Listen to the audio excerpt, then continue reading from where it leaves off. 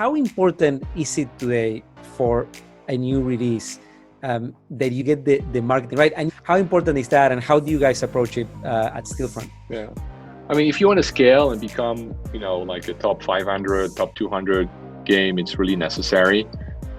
If you want to break into the top 100 grossing, then it's more than necessary. It's essential. There's no way you can get in there without having successful performance marketing. Mm-hmm. There was a time where you could have a great game and then you get amazing support from Apple and Google. You get the major featuring that gives you a nice head start, and then maybe potentially organically then some stuff happens that helps you, and then maybe you could get away without doing too much performance marketing. As you've got lots of examples of games that have emerged like that way, and are still really strong today, like Subway Surfers, for example. Mm-hmm. And they continue having huge organic numbers behind that, and they've created an IP, right?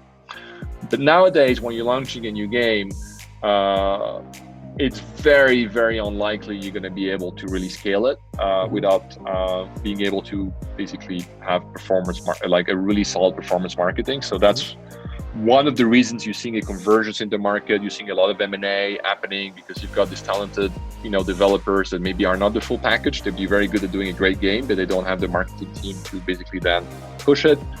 Publishing is really not a very good model for free-to-play, because when you're doing a free-to-play game, you really need your marketing team and your developing team to work very closely together and to be very close to your product.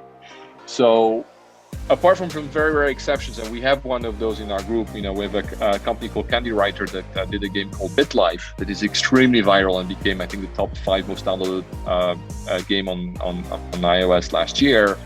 But even that game now is doing a lot of performance marketing to basically continue growing. So without a strong performance marketing team, without knowing how to play with the different marketing channels and UA channels, and without the monetization to fund that, you're gonna disappear basically.